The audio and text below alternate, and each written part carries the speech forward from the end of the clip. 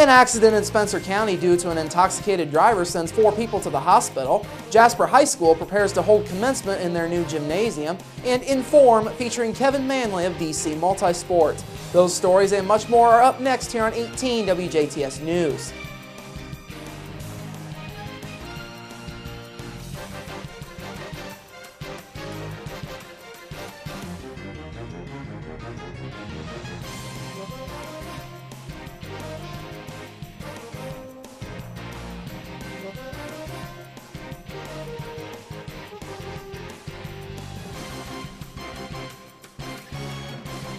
Hello, I'm Bradford Raths. In your news, a domestic dispute yesterday afternoon resulted in a Huntingburg man being arrested on battery charges. Huntingburg police were called to a home in the 1000 block of East 10th Street in Huntingburg just before 5:30 p.m. yesterday on a report of an unruly man throwing things around the house. Upon arrival at the residence, police found Fernando Trujillo of Huntingburg in the kitchen of the residence.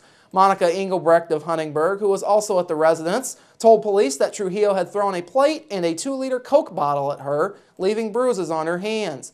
Trujillo resisted being detained by police and was arrested. He faces charges for battery, resisting law enforcement, and disorderly conduct. He was lodged in the DuBois County Security Center without further incident. A 1-car crash in Spencer County early yesterday morning due to an intoxicated driver resulted in 4 people suffering injuries. Indiana State Police were called to a 1-car accident at approximately 1:55 a.m. Central Time yesterday morning on Melchior Drive in Santa Claus. Police say 19-year-old James Warren of Santa Claus was driving northbound on Melchior Drive at a high rate of speed with 3 passengers in his vehicle. Police say Warren's car topped a hill just prior to going around a curve, and Warren could not control the car through the curve. Warren overcorrected his car, causing it to slide out of control to the east and to hit a tree. Police say Warren's BAC was found to be 0.1% at the time of the crash. He and one of the passengers in the vehicle, 21-year-old Stephen Del Mora of Santa Claus, were transported to St. Mary's Hospital in Evansville for non-life-threatening injuries. The other 2 passengers in the vehicle, 22-year-old Tiffany Wisecaver and 22-year-old Zachariah Leahy, both of Santa Claus, were transported to Memorial Hospital in Jasper, also with non-life-threatening injuries. Warren was not arrested due to the injuries that he suffered. However, he does face charges of operating while intoxicated, causing serious bodily injury, as well as minor consuming. Indiana State Police were assisted by the Spencer County Sheriff's Office. A 2-vehicle crash in Martin County early yesterday morning resulted in 1 driver being taken to an area hospital. Indiana State Police say 26-year-old Jessica Neal of Lagodi was southbound on US 231 just north of Water Tower Road just after 7 a.m. yesterday morning when the accident took place. Police say the vehicle in front of Neal suddenly slowed for an unknown reason. Neal hit the brakes to avoid the slowing vehicle and slid sideways to a stop, partially blocking the northbound lane of US 231. A second vehicle, driven by 35-year-old Aaron Kelly of Leopold, was traveling northbound and attempted to swerve to avoid hitting Neal's vehicle as it blocked the northbound lane. Police say when Kelly went to swerve, Kelly's vehicle and Neal's vehicle sideswiped each other. Both Neal and Kelly were wearing seatbelts at the time of the crash. Kelly was transported to Jasper Memorial Hospital for treatment of non-life-threatening injuries. Neal was not injured in the crash. Neal was cited for speed too fast to avoid a collision. State Police Master Trooper Scott Miller says speed limits are effective in ideal conditions, but further cautions should be exercised when conditions are less than ideal, such as when it is raining. The Martin County Sheriff's Office, the Lagodi Fire Department, and the Hayesville Fire Department all assisted at the scene. The Northeast DuBois School Board held their monthly meeting last night. One main topic discussed was the report on the pension bonds sales. Northeast DuBois was able to save their taxpayers $270,000 over the next 12 years. Bill Hoaxang, superintendent of Northeast DuBois School Corporation, says the corporation will be asking for less money in the years to come for pension bonds. How it impacts is currently we have what's called an amortization schedule where we have to ask in tax money to pay for that debt. So in fact we're going to be asking for less money. So in fact it should lower tax rate in the coming years for that area of the funding formula. Another key topic discussed in last night's meeting was the high number of retiring teachers for Northeast DuBois and, in effect, the high number of teachers to be hired for the fall semester.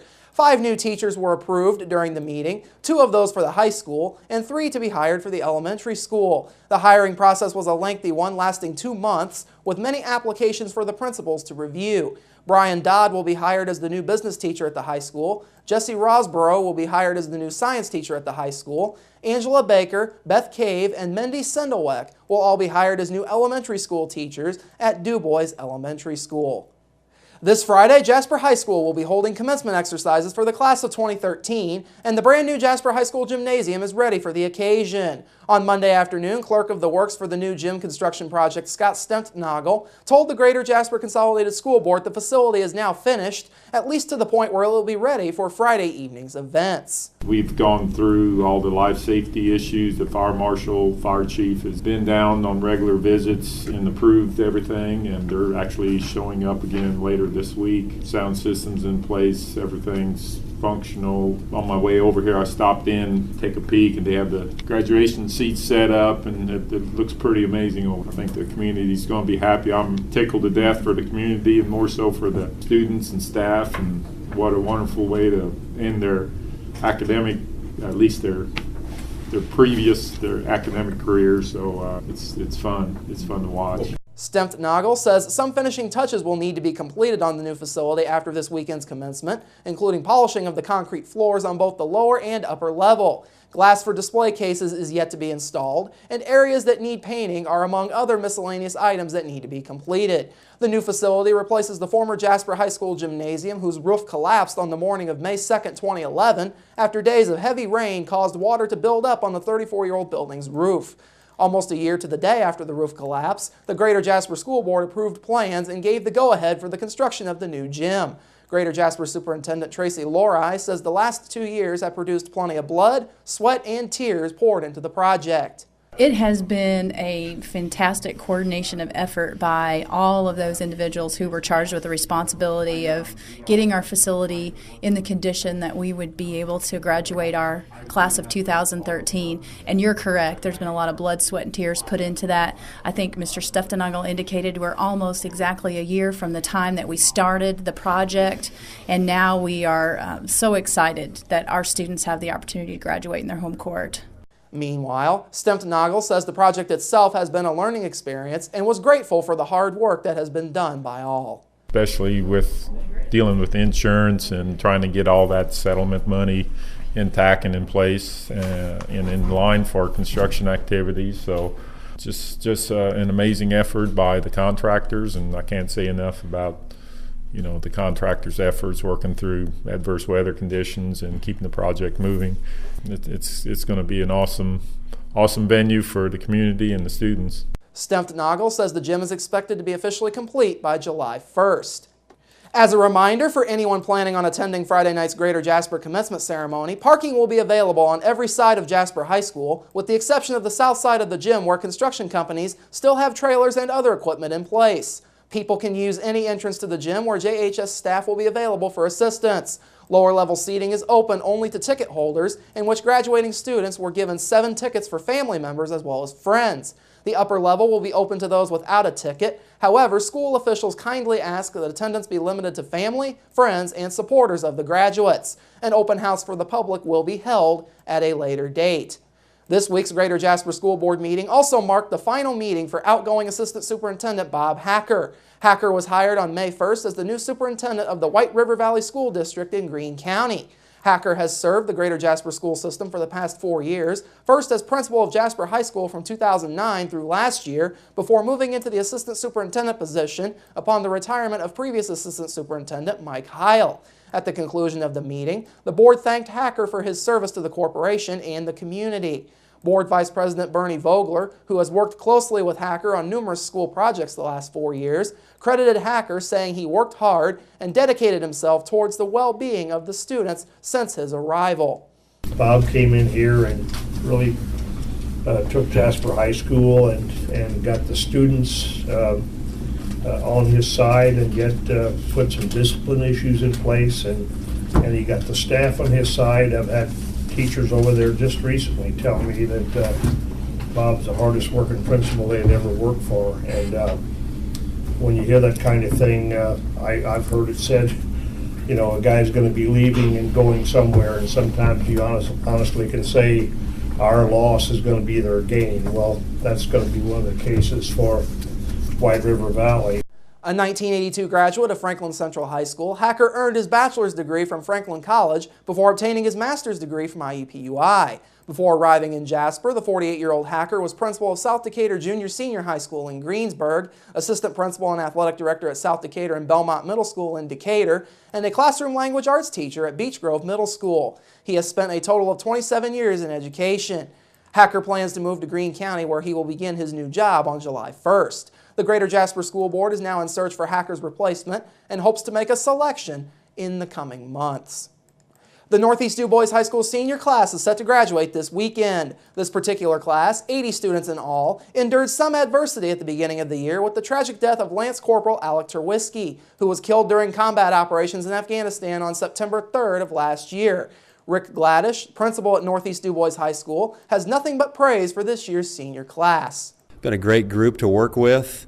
I complimented them the other night at our senior banquet on the leadership that they've shown here. We had a really tough start to this school year. We had several things that took place and just kind of a difficult start to the school year, and I really complimented them on the way they kind of took those difficult situations, and we kind of went through the grieving process and had some other issues, and they really stepped up. Gladish says the class of 2013 showed a lot of leadership around the school, a trait that he says will be something the seniors need to carry with them wherever they go to be successful. If they can carry forward what they've learned as seniors, and I asked them the other night, my message to them was continue to lead. You know, we've got good leaders in this group, so, you know, take that out into the workplace, take that out into your college classes, take that out, you know, out into your families and your churches and wherever you go, and you're going to be successful. The seniors' last day of testing was yesterday, with their graduation set for this Saturday at 6 p.m. in the high school gymnasium. Finally tonight, on Saturday, Heritage Hills High School will say goodbye to their class of 2013 as well. 161 students are set to get their diplomas this year as part of this class. Heritage Hills High School Principal Nick Alcorn says this class is leaving a void that will be hard to fill. We've got a good group of kids that are leaving us. We're not the largest class that we've ever had, but it's been a very active class, and so time and time again, as a graduating class leaves, you have holes in leadership that you miss. There's also some kids that you don't miss leaving, but overall it's been a good group, and we've appreciated what they've given back to the high school as a class as a whole. Valedictorians, salutatorians, and scholarship winners are set to be selected during the school awards program tomorrow night at 7 p.m. Central Time at the high school auditorium. Heritage Hills' commencement ceremony is set to take place at 3 p.m. Central Time on Saturday at Lincoln Amphitheater in Lincoln City. Coming up after the break, your local forecast, sports with Kurt Gooksell, and Inform featuring Kevin Manley of DC Multisport. All of that is up next here on 18 WJTS News. Local people watching local people.